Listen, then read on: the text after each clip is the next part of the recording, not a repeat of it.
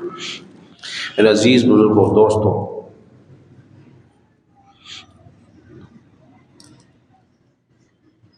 تمام تعریف و توصیف اللہ جل مجدہ کے لیے ہے، جو کہ خالق کے کائنات بھی ہے اور مالک کے کائنات بھی ہے۔ درود و سلام ہو نبی مکرم شفیع معظم حضرت محمد مصطفیٰ صلی اللہ علیہ وسلم کی ذات ببرکات پر، اور آپ کی آل پر اور آپ کے اصحاب پر، لائق صد احترام تمام حاضرین سامعین، میرے عزیز بزرگوں دوستوں،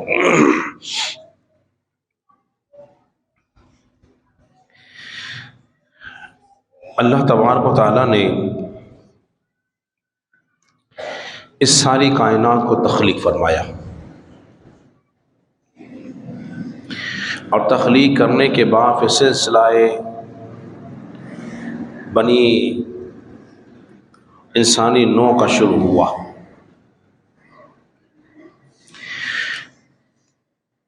یہ ساری کائنات، یہ درخت، یہ پھول، یہ پھل، یہ بہتے جھرنے، سب کچھ اللہ تبارک و تعالیٰ نے انسان کی خاطر تخلیق کیے ہیں، بنائے ہیں، تاکہ انسان اس سے نفع حاصل کر سکے، اور انسان جو ہے ان سے نفع اٹھا رہا ہے۔ ہر چیز کی تخلیق کا کوئی نہ کوئی مقصد ضرور ہوتا ہے۔ جس مقصد کے لیے جو چیز بنائی جائے، اگر وہ کام میں نہ آئے تو کیا ہوگا؟ وہ چیز بیکار ہو جائے گی، عبث ہو جائے گی۔ تو اللہ تبارک و تعالیٰ نے انسان کو کس لیے بنایا ہے؟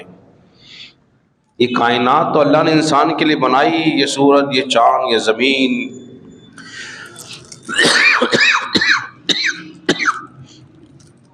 طرح طرح کی نعمتیں خالق کے کائنات نے انسان کو دی ہے۔ یہ جانوروں کو دیکھیے، ان پر ہم سواری کرتے ہیں، ان پر ہم بوجھ ڈالتے ہیں، یہ ہمارا بوجھ اٹھاتے ہیں، مال برداری کام آتے ہیں۔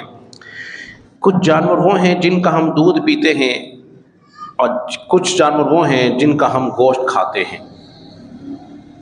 سب کچھ انسان کے لیے ہی ہے۔ تو انسان کس لیے ہے؟ اللہ تبارک و تعالیٰ نے خود ہی ارشاد فرمایا، وَمَا خَلَقْتُ الْجِنَّ وَالْإِنسَ إِلَّا لِيَعْبُدُونَ، اور ہم نے انسان اور جن کو سوائے اپنی عبادت کے لیے پیدا کیا ہے۔ ہم نے انسان اور جن کو محض اپنی عبادت کے لیے پیدا کیا ہے۔ اللہ تبارک و تعالیٰ کی عبادات میں سے سب سے بہترین عبادت کون سی ہے؟ سب سے بہترین اور اعلیٰ عبادت کون سی ہے؟ تو وہ عبادت ہے جس کا تذکرہ خالق کائنات نے قرآن مجید فرقان حمید میں بار بار ارشاد فرمایا ہے۔ اللہ نے ارشاد فرمایا، اقیموا الصلاۃ، اور نماز قائم کرو۔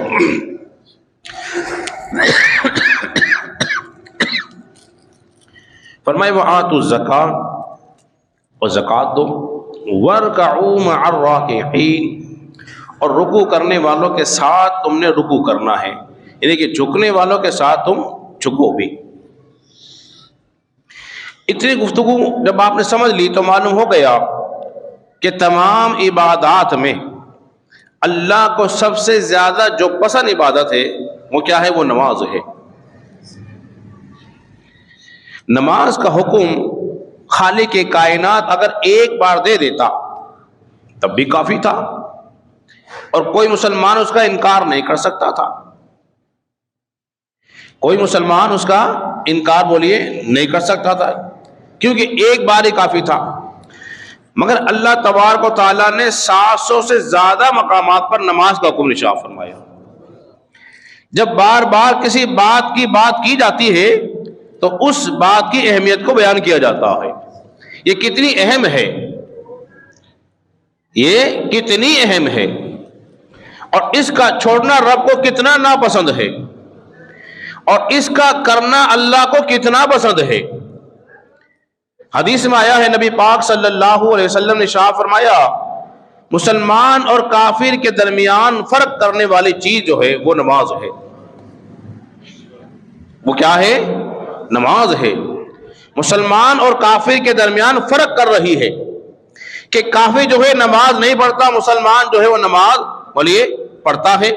اگر مسلمان ہو کر بھی نماز نہ پڑھے تو پھر بتائیے جو تشبیہ دی گئی ہے کیا ہوگا؟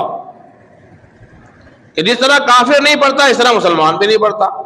کیا ان معنی میں برابر بھی ہوگی؟ بظاہر تو برابری نظر نہیں آتی، اس لیے کہ وہ اس پہ نماز کے حکام ہی نہیں، مسلمان نہیں، لیکن مسلمان پر تو نماز کے حکام ہے. اگر وہ نہ پڑھے تو پھر کتنا برا عمل ہوگا. اسی طرح ایک حدیث میں ارشاد فرمایا نماز جو ہے دین کا ستون ہے، دین کا ستون ہے. جس طرح یہ ہماری مسجد کی عمارت ان 4 مضبوط ستونوں پر قائم ہے، بتائیے اگر ان میں سے ایک بھی نکال دیا جائے عمارت قائم رہے گی؟ بولیے نہیں رہے گی. اسی طرح اگر دین میں سے نماز کو نکال دیا جائے تو دین قائم نہیں رہتا، دین قائم بولیے نہیں رہتا ہے. تو اس لیے فرمایا گیا ہے کہ نماز جو ہے وہ دین کا ستون ہے. اور یہ ایک نماز جو ہے بڑی پرانی عبادت ہے. کوئی یہ نہ سمجھ لیں ہم پہ ہی فرض ہے، نہیں، یہ پچھلے انبیاء پر بھی فرض رہی. حضرت آدم علیہ السلام پر نماز فجر فرض تھی، انہوں نے نماز فجر کو ادا کیا. اور حضرت ابراہیم علیہ السلام نے نماز ظہر پڑھی. جب انہوں نے اپنے بچوں کو راہ خدا میں قربان کیا، ان کے فدیے میں اللہ تبارک و تعالیٰ نے دمبے کو ذبح کر دیا. تو حضرت اسماعیل کو جب نجات ملی تو شکرانے میں آپ نے 4 رکعت نماز ادا کی. وہ وقت جو تھا وہ ظہر کا وقت تھا. اسی طرح حضرت عزیر علیہ السلام نے عصر کی 4 رکعت پڑھی، کیونکہ آپ 100 سال تک سوتے رہے. جب اٹھے پوچھا بتاؤ کتنا وقت گزرا ہے؟ کہنے لگے دین یا دین کا بعض حصہ. تو آپ جب وہاں سے اٹھے تو آپ نے شکرانے میں 4 رکعت نماز عصر پڑھی. حضرت داؤد علیہ السلام نے 4 رکعت نماز مغرب پڑھنے کے ارادے سے آپ نے نیت باندھی. قدرت خدا کی دیکھیے 3 میں سلام پھیر دیا، 3 میں سلام پھیر دیا. تو نماز مغرب میں 3 رکعت آپ نے پڑھی. اور نبی پاک علیہ السلام پر اللہ تبارک و تعالیٰ نے نماز تہجد کو لازم فرمایا. تو اس لیے کتنی نمازیں ہو گئی بولیے؟ یہ 5 نمازیں ہو گئی. معراج میں سن چکے ہیں 50 دی تھی رب نے، لیکن کرم فرما دیا تو اللہ نے 5 عطا فرمائی ہیں. تو یہ 5 نمازیں تھیں. حضرات محترم، اب ان 5 نمازوں کا اہتمام دیکھیے. جو کرتا ہے، جو ان 5 کا اہتمام کرتا ہے، قیامت کا دن جب ہوگا فرشتے کھڑے ہوئے ہوں گے. نبی پاک علیہ السلام ارشاد فرماتے ہیں ایک جماعت آئے گی، گروہ وہ آئے گی، فرشتے دیکھیں گے ان کے چہرے جو ہوں گے ستاروں کے مانند چمک رہے ہوں گے. ارے زور سے بول دیجئے نا، ستاروں کے مانند چمک رہے ہوں گے. اور وہ امت محمدیہ کے نمازی ہوں گے، نمازی ہوں گے. فرشتے ان سے پوچھیں گے بھئی بتاؤ تمہاری نمازوں کا کیا حال تھا، کیسا اہتمام کرتے تھے، کیا تیاری تھی تمہاری نماز کے لیے. اب اپنا عمل بتا رہے ہیں. حالانکہ عمل بتانا نہیں چاہیے، کہیں اس میں ریا نہ آ جائے، کہیں فخر نہ آ جائے، کہیں انسان پھنس نہ جائے. مگر یہاں تو جنت میں جا رہے ہیں، یہاں تو جنت میں جا رہے ہیں. جو مشکلات تھی وہ تو گزر گئی. فرشتے پوچھتے ہیں بھائی بتاؤ تمہارا عمل کیا تھا. وہ کہنے لگے اذان کی آواز آتے ہی، جیسے ہی اذان کی آواز آ جاتی ہم وضو کر کے نماز کی طرف کھڑے ہو جاتے، چل پڑتے. اس کے وقت اذان کی آواز ہوئی، ہم نے وضو کیا اور فوراً کھڑے تھے. اب رکتے نہیں تھے. انہوں نے فرمایا بہت اچھا عمل ہے. فرماتے ایک گروہ اور ہوگا,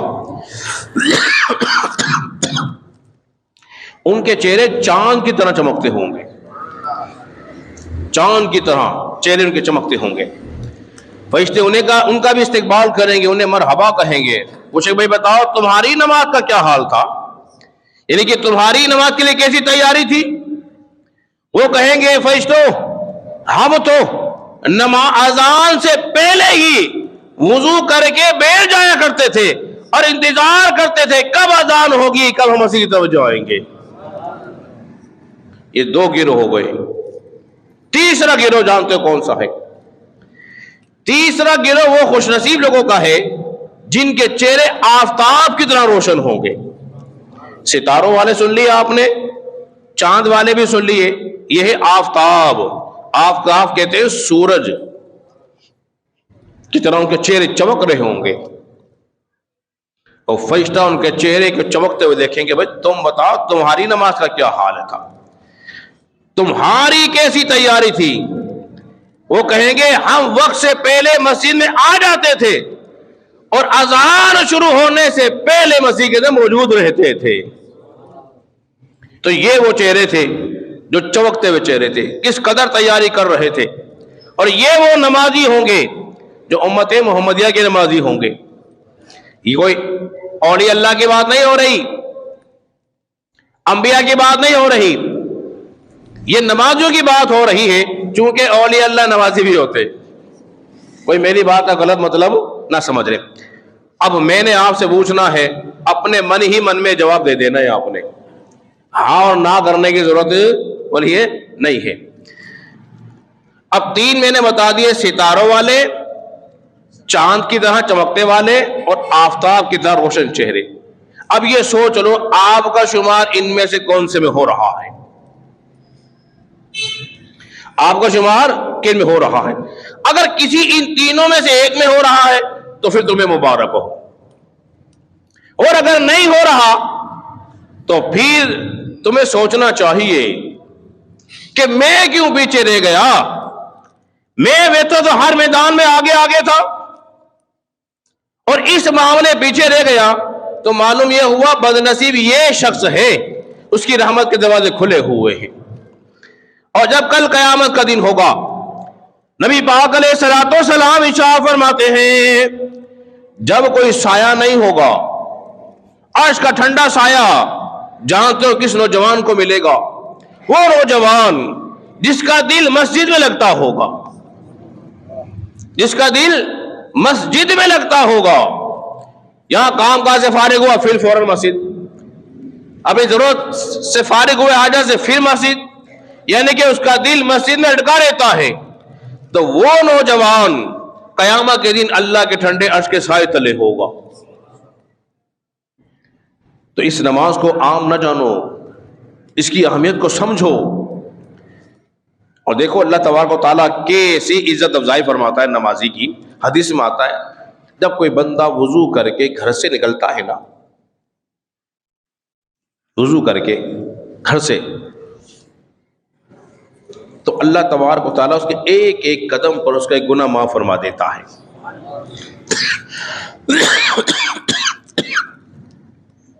پھر ایک گناہ معاف, اس کے لیے ایک نیکی بھی لکھ دیتا ہے.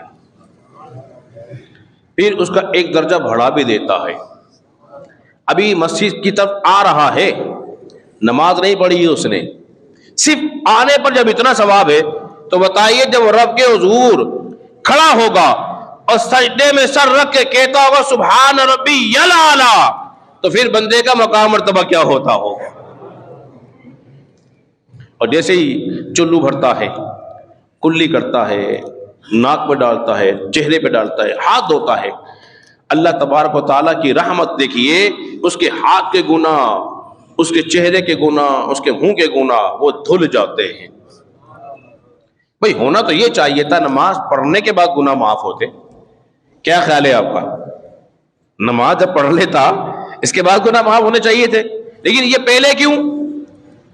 اس لیے کہ اللہ پاک ہے. کیا ہے؟ ارے بول دیجئے, اللہ پاک ہے، اللہ چاہتا یہ ہے کہ میرا بندہ میرے پاک گھر میں پاک ہو کر میرے سامنے کھڑا ہو تو پھر میں اس پہ اور مزید رحمت برکت نازل فرما دوں، لیکن ہو سچا، ہو کیا؟ سچا۔ نماز جو ہے نجات دیتی ہے، کیا دیتی ہے؟ نجات دیتی ہے۔ کس کی مشکل میں پھنس جاؤ، نماز کی طرف آؤ تو تمہیں نجات ملے گی۔ حکایت میں آتا ہے ایک چور کسی چوری کر کے بھاگا تیزی سے، جب بھاگا نا تیزی سے، لوگ اس کے پیچھے پیچھے، چونکہ شکل نہ دیکھ سکے، وہ بھاگتے بھاگتے جیسے ہی دائیں بائیں مڑا تو مسجد میں گھس گیا، اور لوگ جو تھے وہ نماز منفرد طور پہ نماز پڑھ رہے تھے، وہ بھی جلدی سے آ کے کھڑا ہو گیا۔ لوگوں نے دیکھا مسجد میں کہ لوگ نماز پڑھ رہے ہیں مگر وہ چور نظر نہیں آیا، لیکن کھڑا ہوا نمازی میں تھا کون؟ ارے بولیے تو، چور۔ اس کا وضو بھی نہیں، پکا نمازی بھی نہیں، صرف جھوٹ موٹ کا ایسے جلدی ہاتھ باندھے اور کھڑا ہو گیا۔ ہمیں کیا معلوم کوئی جلدی سے بھاگا بھاگا ہے یوں کر کے کھڑا ہو جائے؟ بتائیے کوئی جان سکتا ہے کہ اس کا وضو ہے کیا نہیں ہے؟ کھڑا ہو گیا، لوگوں نے دیکھا کہ کوئی بھی نہیں ہے، وہ چل دیے۔ جب چل دیے تو یہ فارغ ہوا، اس کو نجات ملی۔ مجھے بتائیے کوئی جھوٹ موٹ کا نمازی بن جائے، نمازیوں میں کھڑا ہو جائے، رب کے حضور آ جائے، اللہ اسے نجات دے دیتا ہے۔ ارے جو سچا ہو جائے گا اللہ اس کو پل صراط سے نجات عطا فرمائے گا، پل صراط سے اس کو نجات دے دے گا۔ اس لیے کہ حدیث میں آتا ہے نماز نور ہے، نماز کیا ہے؟ نور ہے۔ نبی پاک صلی اللہ علیہ وسلم نے شاہ فرمایا، اے بلال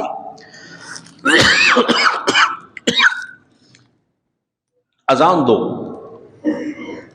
اور اذان دے کے ہمیں راحت پہنچاؤ،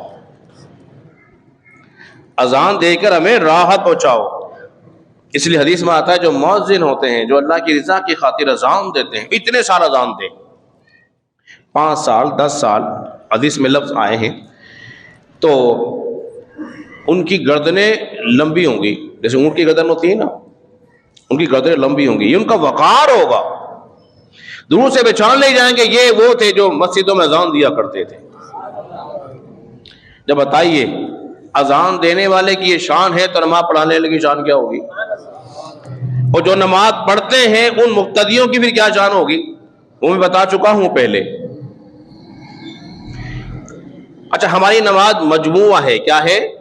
مجموعہ، قیام ہے، رکوع ہے، سجدے ہیں، تشہد ہے، ذکر اذکار ہے، یہی ہے نا نماز۔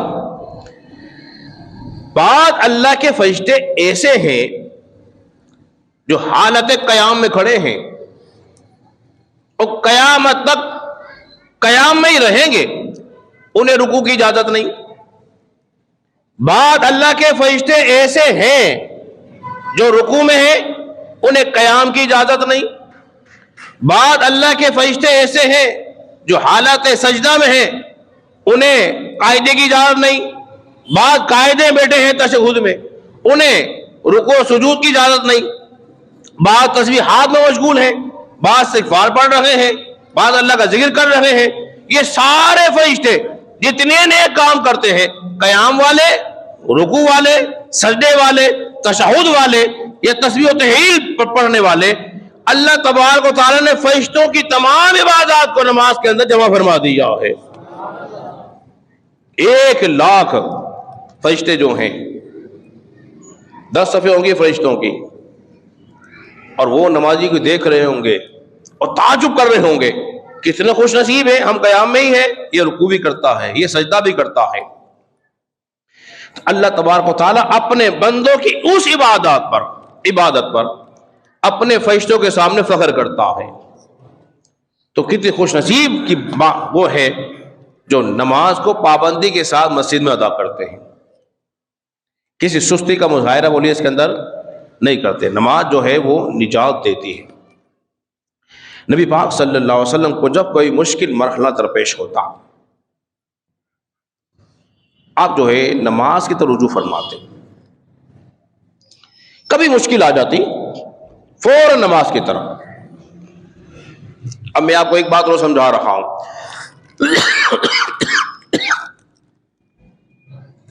مہمان جو ہیں وہ 3 قسم کے ہوتے ہیں.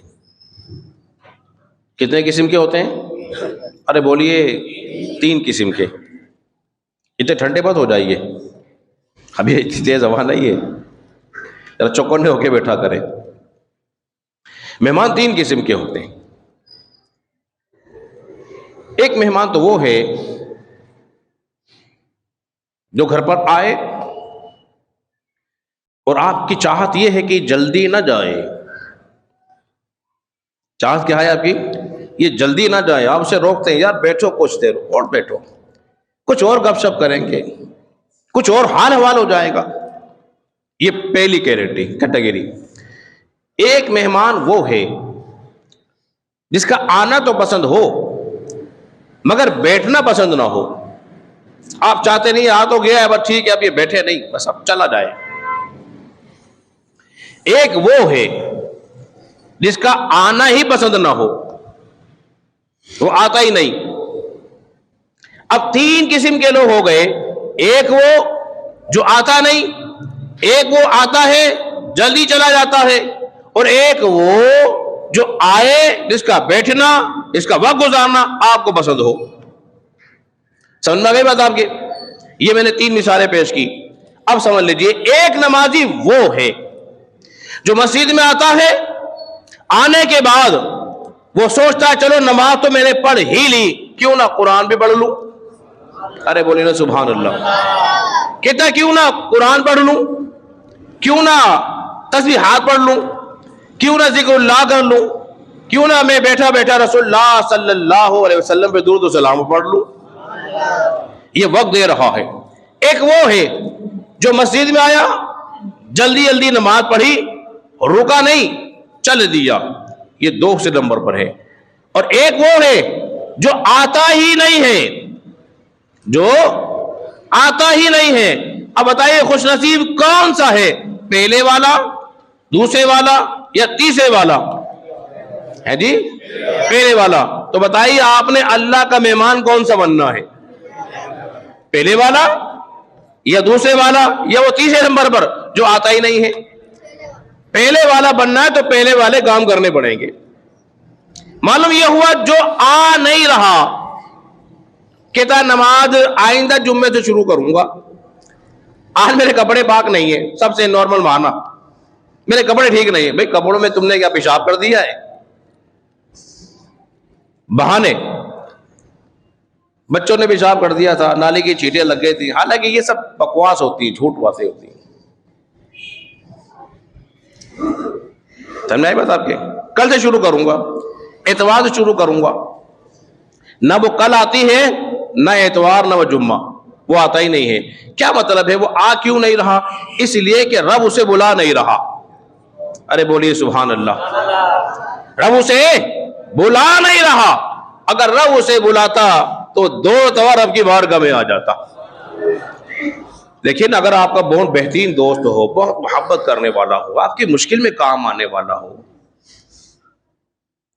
پھنس جائے, 2-4 ہزار روپے آپ کو دے بھی دیتا ہو, بہت سارے اس کے احسانات بھی آپ کے اوپر ہوں, اگر وہ آپ کو کال کرے رات کے کسی پہر میں یا دن کے کسی پہر میں کال کر دے, بھائی کہاں ہو؟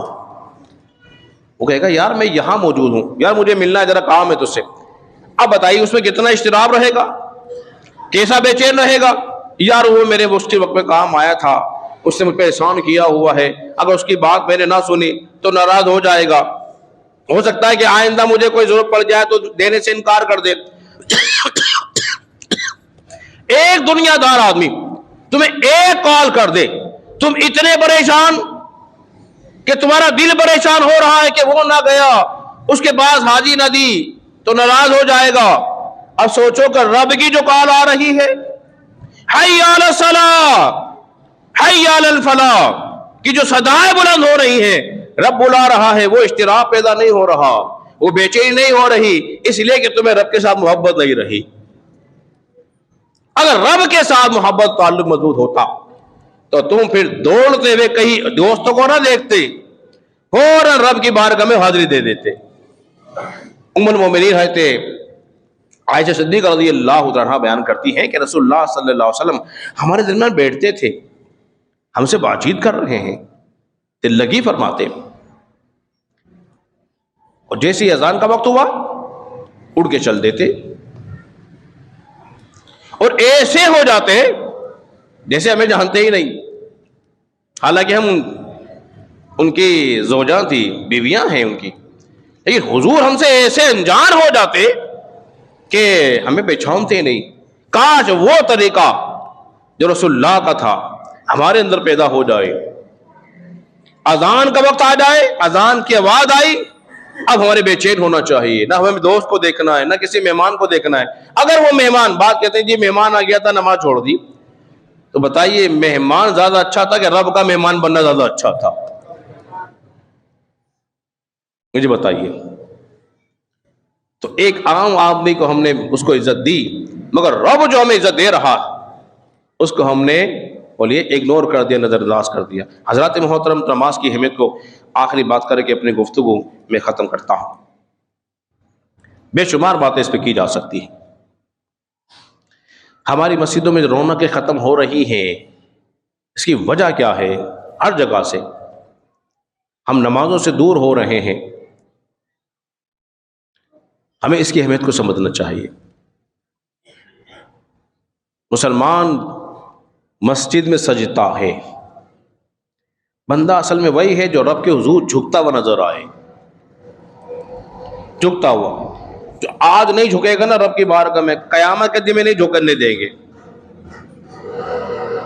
تو کر لو تیاری اس سے پہلے۔ تیاری کرتے ہیں نا، سفر میں جائیں کتنی ہم تیاری کرتے ہیں، یار کپڑے لینے ہیں، سردی گرمی کپڑے لینے ہیں، ہمیں کوئی دشواری نہ ہو جائے، ہمیں پریشانی نہ ہو جائے، عالی شان گھر بناتے، بہترین گھر۔ حالانکہ ہمیں چند ہی تھوڑی مدت کے لیے وہاں ٹھہرنا ہے، لیکن جہاں ہم نے جانا ہے اس کے لیے تیاری نہیں کر رکھی ہم نے۔ ہماری منزل کیا ہے؟ رب کی بارگاہ میں جانا ہے۔ قبر کی اندھیری رات ہمارے پاس ہوگی، تو یہ نماز جو ہے یہ ہماری قبر میں روشنی اور اجالا کرے گی۔ قبر میں اجالا ہوگا، روشنی ہوگی، پل صراط پہ نور کی طرح ہوگی۔ تو اس سے ہم دور نہیں بھاگیں، رب کے حضور آئیں اور سجدے میں سر رکھ کے اس کی پاکی بیان کر دے، سبحان ربی الاعلیٰ۔ تو تم یہاں کہو گے اللہ تبارک و تعالی عرش پر تمہاری تسبیح کو سن رہا ہوگا، حالانکہ اللہ تو ہر جگہ ہی سنتا ہے۔ تو آج سے نماز ہماری کوئی ضائع بولیے نہیں ہوگی، ٹھیک ہے؟ نمازوں کی پابندی کریں گے انشاءاللہ، نمازوں کی پابندی، خدا را نمازوں کی پابندی کرو، اس کا اہتمام کرو۔ اللہ رب العزت کے بارے میں دعا ہے خالق کائنات ہم سب کو سمجھنے اور عمل پیرا ہونے کی توفیق عطا فرمائے۔